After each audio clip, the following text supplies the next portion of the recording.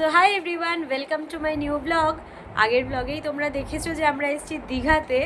আর দীঘাতে আজকে আমাদের ফার্স্ট ডে। দিনের বেলাটা ভীষণ এনজয় করেছি। আর এখন আমরা বিকেলবেলায় ঘুরতে বেরোনোর জন্য রেডি হয়ে গেছি। আমি এখানে রেডি, আর অনিও রেডি হয়ে গেছে। একবার সুইমিং পুলে, দেন সমুদ্রে, দেন আবার সুইমিং পুলে স্নান করে নিয়েছি।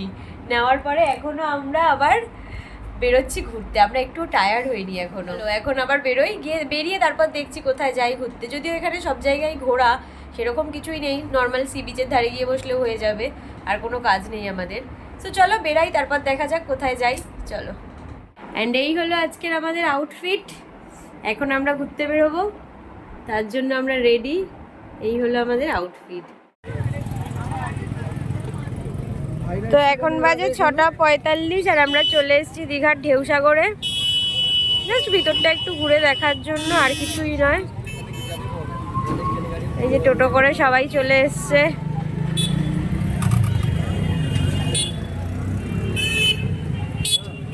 তো ঢেউসাগরে এসেই আগে আমরা টিকিট কাউন্টার থেকে টিকিট কেটে নিলাম। আগে যখন দীঘায় এসে ঢেউসাগরে এসেছিলাম তখন এখানে প্রবেশের টিকিট মূল্য ছিল মাত্র 10 টাকা। তবে এখন সেটা হয়ে গেছে 20 টাকা করে। তো আমাদের সবার টিকিট কাটা হয়ে গেছে।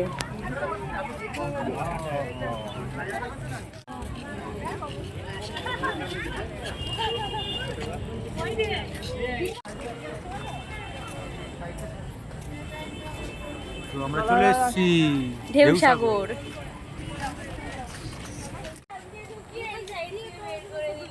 ये है ये का हो गया ये तो आज आज শুক্রবার জঙ্গল পরিষ্কার করার দিন বানিয়ে দিল।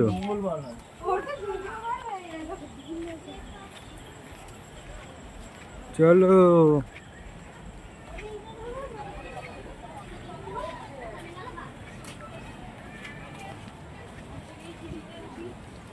এই সিঁড়িতে সেই ভিডিও, হ্যাঁ মনে আছে? হাওয়া দিচ্ছিল কিরকম,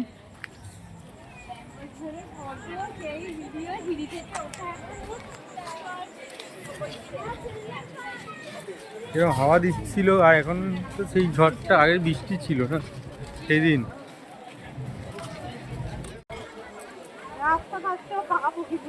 আমাদের রাস্তা থাকতো সবাই ঝাউ বাগান দিয়ে গলে যাচ্ছি আমরা। চলো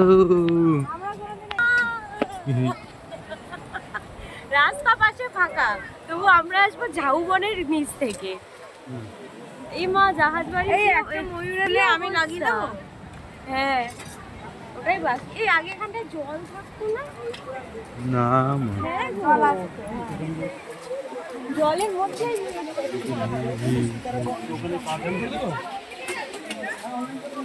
এখানে ছিল প্রচুর খাবারের দোকান, আর তার সাথে বাচ্চাদের অনেক কিছু অ্যাক্টিভিটিস, যার মধ্যে এইটা দেখে তো আমরা সবাই খুব ভয় পাচ্ছিলাম। ইভেন যেই বাচ্চাটা এটা করছিল তারও চোখে মুখে ভয়ের ছাপ বোঝাই যাচ্ছিল। তো এবার ঢেউসাগর থেকে বেরিয়ে আমরা একটা টোটো ধরে সোজা চলে যাচ্ছি ওল্ড দীঘাতে। আজকে ওখানে গিয়ে সি বিচে বসে সন্ধেবেলাটা কাটাবো। গত বছর জগন্নাথ মন্দিরে এসেও আমরা ভিতরে যেতে পারিনি। কেন যেতে পারিনি সেই ভিডিওটাও আমার চ্যানেলে আপলোড করা আছে, তোমরা চাইলে দেখে আসতেই পারো। ওল্ড দীঘাতে এসেই সবার প্রথমে আমরা খুঁজছিলাম একটা ফুচকার দোকান। আমাদের তো আবার সন্ধে হলেই মনটা একটু ফুচকা, ঝালমুড়ি, আলু কাবলি এইসব বেশি করে। তবে আজকে দীঘার ফুচকা খাওয়ারই খুব ইচ্ছা হলো। যদিও গত বছর খেয়েছিলাম, তাই আবার এই বছরও চলে আসলাম একটা ফুচকার দোকান খুঁজে ফুচকা খেতে।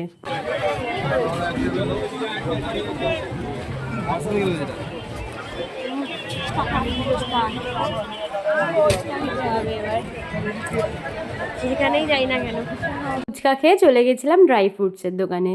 দিদিরা এখান থেকে নিচ্ছিল কাজু বাদাম, আর আমি এদিকে বসে বসে একটু ফিট চেক করে নিচ্ছিলাম। আগের ভিডিওতেই ঠিক যেমন তোমাদের দেখিয়েছিলাম, ধর্মতলায় দীঘা বাস স্ট্যান্ডে ভিড়ে ভিড়, আর এখানেও এসে দেখছি ওল্ড দীঘার সি বিচে ভিড়ে পা ফেলার জায়গা নেই। যেদিকে তাকাচ্ছি সেদিকেই শুধু লোক আর লোক।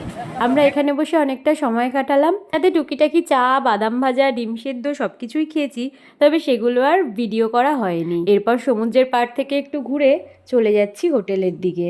ফেরার আগে ডিনারটা করে তবেই ফিরবো, কারণ আমাদের হোটেলে বাইরের খাবার অ্যালাউ নেই। সেই কারণে চলে গেছিলাম আমরা আবার জানা হোটেল অ্যান্ড রেস্টুরেন্টে ডিনার সারতে। সবাই নিয়েছিল রুমালি রুটির সাথে মাটন কষা, আর আমি আর অনি নিয়েছিলাম রুমালি রুটির সাথে চিকেন দো পেঁয়াজা, কারণ আমরা দুপুরেই মাটন কষা দিয়ে ভাত খেয়েছিলাম। সো ফাইনালি আমরা রাতের ঘোরাঘুরি কমপ্লিট করে ডিনার কমপ্লিট করে চলে এসেছি আবার হোটেলে। সো আজকের মতন ভিডিওটা এখানেই শেষ করছি। আর তোমাদের যদি ভিডিওটা ভালো লাগে তাহলে অবশ্যই লাইক করে দিও আর কমেন্ট করে দিও ভিডিওটা কেমন লাগলো, আর চ্যানেলটাকে সাবস্ক্রাইব করতে কিন্তু একদম ভুলবে না। সো আজকের মতন টাটা, দেখা হচ্ছে পরের একটা ভিডিওতে। সবাই ভালো থাকো, সুস্থ থাকো।